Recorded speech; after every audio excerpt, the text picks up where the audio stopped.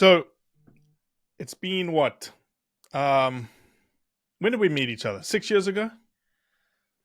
I was thinking about it this morning, Rob, and I believe it's longer than that because maybe was No, it it was 18? Sheep Show of 18. Okay. Okay. So we're right. It just feels longer than that, Rob. You were just this super, tiny, lanky, athletic guy. You hadn't put on any muscle at that point. I think that when we first met, I was pretty driven and focused for one specific reason, which was endurance athletics at that point. Yeah, you were doing like around the world races or something like that, right? Well, I wouldn't go that far. I was racing adventure racing, and I was doing it all around the world, but not literally all around the world. That's right. You were adventure racing, which was like multi-day, multi-discipline activities. Yeah, biking, paddling, and running are the main three. Map and compass navigation, cross country, long distance. That was my gig. Expending 25,000 calories a day or something stupid. Yeah, yeah. Try not to count. Just garbage in, athletics out. That was the as many calories as you could put in the body to keep it rolling. Greg, let me introduce you. Greg McHale, welcome to the Blood Origins podcast. You're hailing from, where are you right now? I'm in Whitehorse at the moment. Yep. Whitehorse. Is it snowing there today? Not today. It's not, but that could change tomorrow. So And we are early June. we are early June. Last week it did snow. So Oh my gosh. I'm hoping we're hopeful that we're over it for the rest of the summer, which is about 2 months.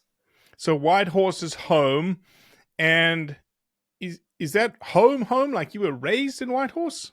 No, I grew up in Ontario, but as soon as I finished university, my girlfriend, wife now, we jumped in her car, traveled 6,000 kilometers across the country, as far away as you could possibly get from home, and still remain in the same country. So yeah, that was it. I've been here for, I think we're coming on probably about 27 years or so. 28. And what was there? What drew you guys there? Just you were going to be this homesteader, home alone kind of couple? The funny thing is, I grew up like having that dream of building your log cabin in the wilderness and being off grid and not, just being self-sufficient, like Grizzly Adams style. And that's kind of what drove us to the Yukon and to the wild places, was really adventure, and just to get away from, people in a lot of ways, to experience this adventure that you can't get anywhere else. And your wife was on board with this idea.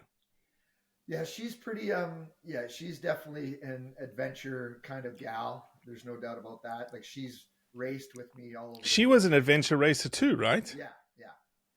So we went to grade, maybe we've built this together over many years. We met in grade one, and Dang. we went from grade one to grade eight together, separate high schools, and then back at university. And once we got to university, we realized that this is the one, and we just started heading north from there.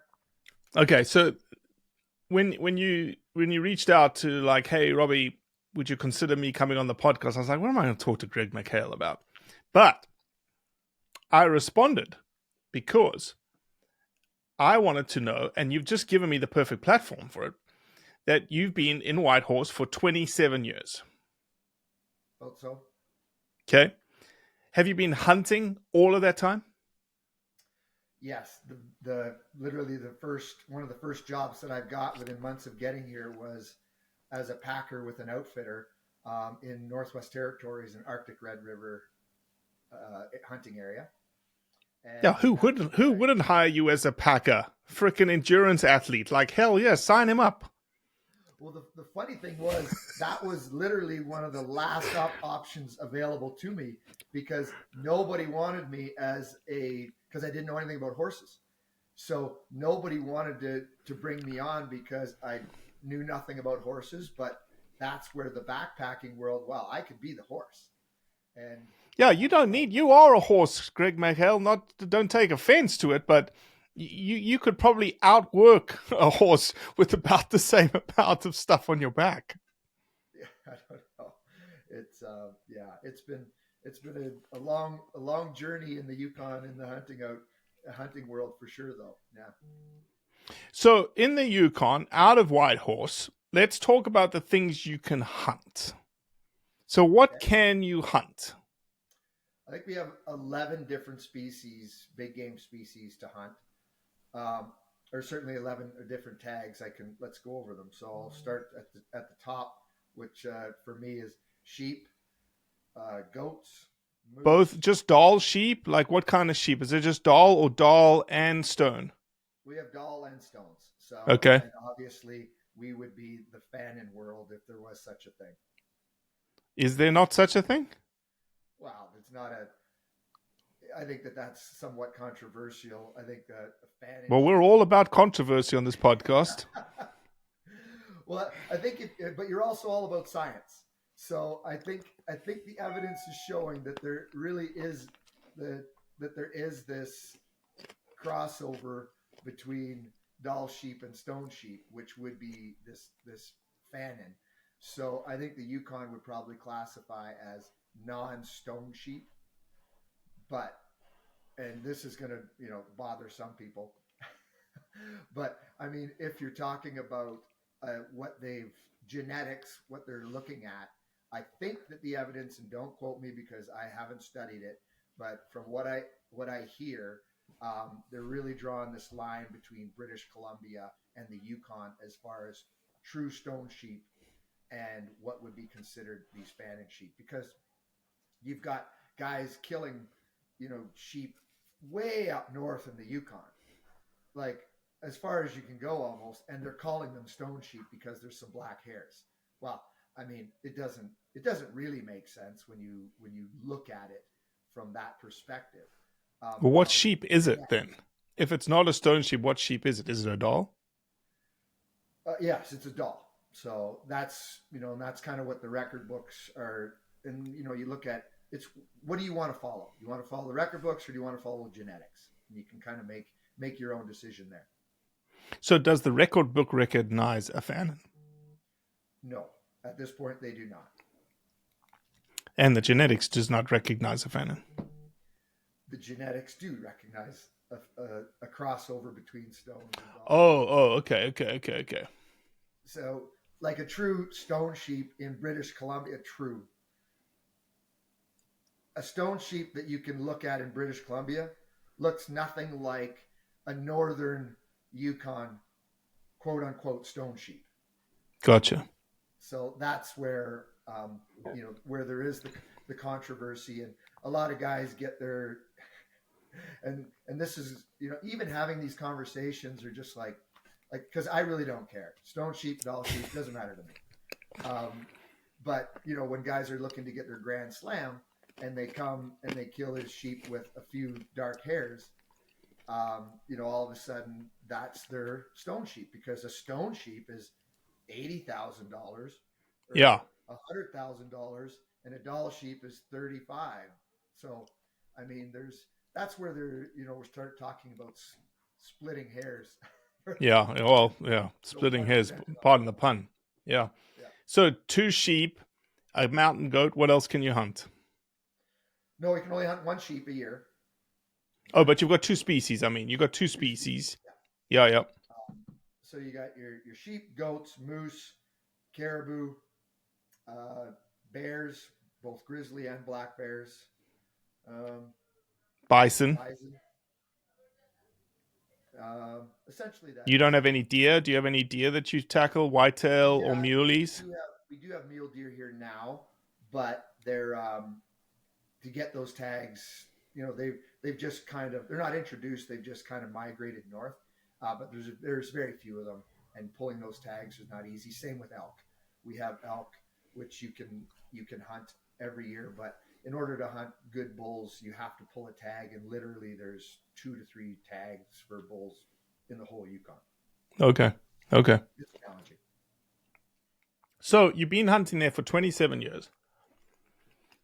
I'm interested in understanding how you've seen wildlife change over that time frame. You just mentioned a little bit of it. Mule deer have slowly started migrating into your area. Have you seen market declines in any of those big game species? Like you're like, Robbie, when I first got here 27 years ago, holy smokes, X was like this, and today it's completely different. Yeah. So I think that it's important to provide some information about out there about the Yukon and the size of the Yukon.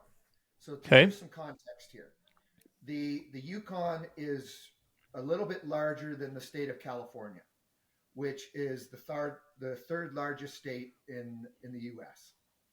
So we're running about population or a size mass of 186,000 square miles, and California is 155,000 square miles. Okay, so we're a little bit bigger, and our population, human population in the Yukon, is about 45,300 people in that landmass. In relation to that, California, smaller landmass, has 39 million people. Jeez. So we need to start to compare apples to apples here, and so what that means. Let's hear. In the Yukon, we have 2,995 miles of road. Okay. California has 397,000 miles of road. Wow. 217 miles in the Yukon of our road is paved. Okay. Is Whitehorse the capital of the Yukon? Yes, it is. Okay. So it's important for everybody to understand where we are. Greg, are you accounting in your calculation of miles of roads the miles of rivers that freeze that you can drive on every year? No, I'm not counting that. Okay. Good one though. That would certainly increase things a lot. But it takes a very special human to want to drive those roads in the dead of the winter, right? Right. So one of the things, so that puts it into perspective a little bit. So when you ask me the question about what have I seen, and really the ungulate population over those 27 years, sure, I saw maybe very few deer 27 years ago to none for a lot of years, and then slowly there still isn't large numbers, but they are moving up, and I think that probably has something to do with weather, just the maybe milder winters, but it isn't really truly noticeable to a large degree. So with this landmass that we have, we also have very few people, very few roads, which means very little access to the wild places. And we do not have large numbers of animals. People think that they should expect to come to the Yukon and drive around every corner and you're going to see a moose and you're going to see a bear on the side of the hill. It's just not the situation. And I think it's not the situation because the natural world is in its perfect form, or as close to perfect form, here in the Yukon more than anywhere else. Because we have so little access to the backcountry, and we have so little access to, there's very little pressure on these animals from human habitat, right? So I think that we're living in a place. So to answer that question, I think that no, I'm not seeing these significant changes out there, and certainly not in the backcountry. Now, where we are seeing changes is how the government is perceiving things. Now, that is definitely changed significantly in the hunting ability out there, and the ability to get tags and these kind of things. That has changed as being the number one change in the Yukon over the 27 years that I've been here. Would you say, you talk about it being an almost perfect system, and one of the things that I constantly say is, in this world, I don't think there's an ecosystem in this world that doesn't have a human fingerprint on it. And the Yukon, as you're describing, has a very small human fingerprint on it, access wise, people wise, and whatnot. What has been your observations as it relates to, you've already talked about sort of the low density of wildlife, low density of animals out there.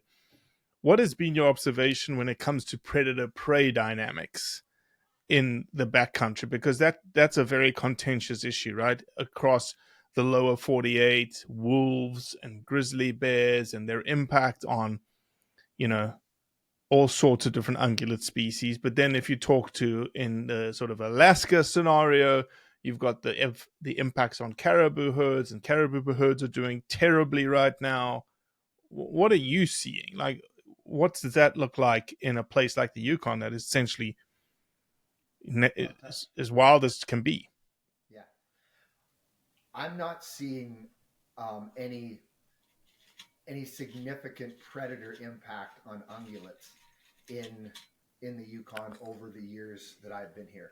Like I can go out and probably over the years that I've been out hunting, in two hands I can probably count the number of times that I've actually observed wolves out in the mountains.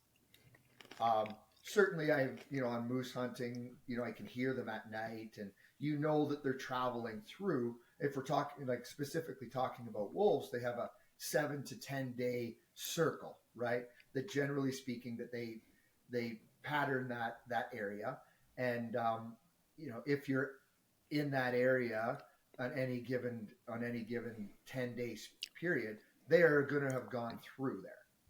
So, but are they impacting the ungulates in a negative way? I would have to say that they are not.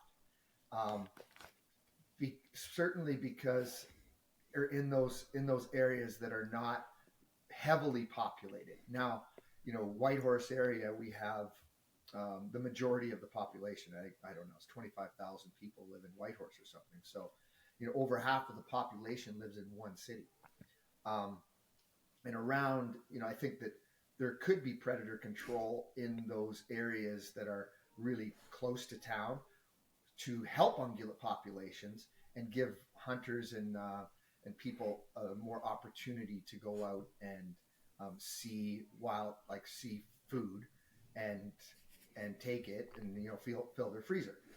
But as far as the general ecosystem within the Yukon, I've not seen an impact over the years that has been negative on the wildlife populations. I think it's quite stable. I think that they're doing what nature does. No, I like it. I like it a lot. You did mention though that there are different thought processes from the government perspective. Yeah, so like essentially in the Yukon, and let's talk about sheep, because sheep is my favorite animal to hunt, and that's one of the animals that is most sought after within the Yukon. Well, moose would definitely be the most sought after all over, generally speaking. But as far as trophy animals, sheep is still number one. And what the government does is, instead of actually counting animals or doing really good counts, where they know exact numbers, and the only thing that they do is, instead of trying to control predators in those areas that are hardest hit and impacted by people, they just shut the area down and make it only draw. So they choose whatever number that they have and that they want to allow people to take out of that area based on their either anecdotal or aerial surveys or First Nation, communication. It's certainly more of a political thing that is up for debate, but it's all about politics, and that's when they control. What they do is they control the human population. They just don't let them hunt. Give out 10 draws, maybe in a certain area, whatever the numbers that they deem necessary, and then it never gets back opened up again. Like it has never in the 27 years, an area that went to draw has never been tried. Have they ever allowed it to go open up again to general hunting population? Right? Not a single unit, not a single area in the Yukon. Not a single one. It's all about managing the hunters as a way to manage wildlife. With those areas, which in your experience, are those areas closer to human habitation? Yes. Yeah, they all are. And essentially, like, because people can get, the weekend warrior can get out there and get into certain areas. And the other interesting thing is there hasn't been any less animals killed on a year-to-year basis or any more killed on a year-to-year basis by virtue of them shutting these areas down. What they do is when you shut an area down and you make it draw, it just pushes people out further to then open up more trails and more areas just a little bit beyond just the next area. So instead of keeping, like, opening it all up and having this complete spread of human activity, they force it into areas and they just keep shutting them down and putting them to draw, because that's the way that they choose to manage. That's been my experience and from what I have seen over the years. But you haven't been seeing the numbers change. No, I mean, I also don't spend a lot of time hunting in areas that most people can access. But from what I understand, the numbers are not changing significantly one way or another. They're just continuously, it's access to the place, and it's people's perception of, like, the Yukoners. The interesting thing, Yukon residents feel that when they go out on a hunt and they see another party, then therefore their hunt is degraded, and they bring that information back, and that information alone becomes part of the reason to shut areas down, because there's too many people. And so it's not a wildlife-based, as you said, it's not wildlife-based decision. It's not driven by science, not driven by ecological science. It's driven by social pressures of the locals saying, there's too many people on the mountain. We want to have it more to ourselves. Right. And then you add the First Nation aspect into that, where you've got First Nation governments pressuring the government to shut it down because they, like, well, the reality is, if you shut it down to everybody except for that First Nation, then that First Nation has access to all the wildlife. Do First Nations, remind me again in the Yukon, I'm not so familiar, do the First Nations have specific territory in the Yukon that is theirs? Yeah, most of them do have certain territories that are theirs, in which they can use, like, subsistence hunting rights and other rights that they have the ability to govern their own areas. Mm-hmm. So that political pressure on the the Yukon government certainly is another factor that impacts the overall hunting world, right? Can you, as a Yukon resident, hunt those First Nation areas? Yes. Yeah, because the whole Yukon is essentially taken up, right? Okay. It's by by the different bands. So yes, I can hunt almost everywhere. There are certain categories of land that that they say that you're not allowed to hunt, and so, but for the most part, all of the Yukon is accessible. But where I'm talking about is the pressure from the First Nation to shut areas down to hunting is a factor that goes into the government's decision about shutting them down, and it isn't based on science. It's a social and political situation. Yeah, it's more and more today, the social component of things, the social science, what people think, really trumps everything. Yeah, It's part of the world that we live in today. yeah.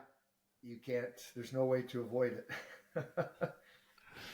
Greg, we've talked a lot about the wildlife in the Yukon and whatnots. Have you done any hunting outside of the Yukon? I know Whitehorse has been home, and that's what you're known for, these like epic freaking adventures into places that no human being in his right mind wants to go, yet Greg McHale wants to go there. Have you been anywhere else? Have you been to Africa? I have not been to Africa. It's one of those things that I've talked about for a lot of years, and it's just never really materialized. In fact, I had one planned, and then it life got busy, and I just it just fell through. Um, but I have been to Spain last year. I was to Spain hunting ibex for the first time, Nice. What and did you hunt? uh, southeastern ibex. Oh, cool. Yeah. So it was a neat experience, and I am going to go back, but it's just completely different hunting. Oh, for sure. Like, Absolutely. Red wine at lunch. There's no red wine at lunch in the Yukon. yeah, yeah, it was a different, and that's kind of what is interesting to me is, obviously I mean, I shouldn't say obviously, but I really want to stick to what I do because I love what I'm doing in the wild places. But it is interesting for me to go out and see how other people hunt, and especially you go to a place like Europe, who is so heavily populated. The contrast between what I do and what they do is so extreme. But the mentality of the people that are doing it is not. It's like we are like hunters are hunters, and it's just the geographical location of which you do it makes you a different style of hunter. But I Mm-hmm. don't think that like when you see it, like the outfitter Francesco that I was with, I couldn't speak Spanish. He doesn't speak English. We had his son Paco was translating. Great man, and I didn't need to understand what he was saying. I could see in his face, like the passion for hunting, and that is one thing that I recognize, that it doesn't matter what comes out of someone's mouth. When you see them in the field, this guy's a hunter, and that was pretty cool. Yeah, I think that number one, there's no snow in Africa, so I don't know how well you do in Africa. Well, I do fine in the heat. I've raced all over the world, and actually, I do really well in the heat. So, um, but two, I don't know. Again, you probably have thought about it, but there are some bloody grueling epic hunts out there that would very much fit a Greg McHale kind of mindset. I have a camera crew out of the UK that went and filmed a hunt in Bulgaria, and it was Pedro Ampuero, a bow hunter, and they would get up at 2:30 in the morning and hike in the dark for 3 hours straight up a mountain, and then keep going for 3 hours to try and hunt a chamois. Come back down the mountain every night and do it again, and they'd get home at like 8, 9. They wouldn't camp up there. I don't know why, yeah, but they'd come back down 8, 9 o'clock, sleep for 4 hours, do it again the next day. yeah. Like I like the style. I would probably stay up there. Yeah. Yeah. No, you should do something like, I don't know, there's some things like I've always thought about these huge like Texas ranches like the Kennedy Ranch or the King Ranch where it's essentially, you know, an 80-kilometer trek like in one direction from one side of the ranch to the other. And in that process you look for the biggest whitetail you can hunt or something like that. Or you go to Australia and you say, okay, I'm starting at this point and I'm just going right across the Northern Territory, like in a straight line for 150 kilometers and find the biggest buffalo I can find. I like it. I like it. And yeah, that's another thing is Australia and New Zealand are high on my list. Oh, New Zealand, you would absolutely. You've never been to New Zealand? I've been there a lot, but I haven't hunted on the South Island. I've hunted on the North Island just with a buddy that I used to race with, and it was so just completely different style of hunting again. Trekking up rivers, looking for deer, looking for red stags. It was a neat experience, but I think Tar and the South Island is something that I definitely need to do. Oh man, you'd freaking love it. You'd absolutely love it. It's like freaking Middle Earth, like J.R. Tolkien's Lord of the Ring. It is literally Middle Earth, and there's some places that are just gnarly, gnarly, gnarly. Like there's a guy that I follow, Joseph Peter. Hard Yards Hunting is his Instagram handle, and he like jokes about people posting like how hard elk country is and some of the sheep country, and he's like, come over here, I'll show you like what steep country looks like. Yeah, yeah, no, exactly. I've raced in New Zealand, and they've got and like some of the bush that they have is almost impossible to walk through. Yep. Like Yep. crawl underneath it or kind of climb over top of it. Yeah, it's a beautiful place, and It's I insane, definitely dude. have to do It's that. insane. That's for sure. You're still doing your show? Is that still something that's on the cards? Yeah, man, we're rolling into season 8 here. Dang. Yeah, it's as long as it's still interesting to me, as long as yeah, and some of the things like for me, like I've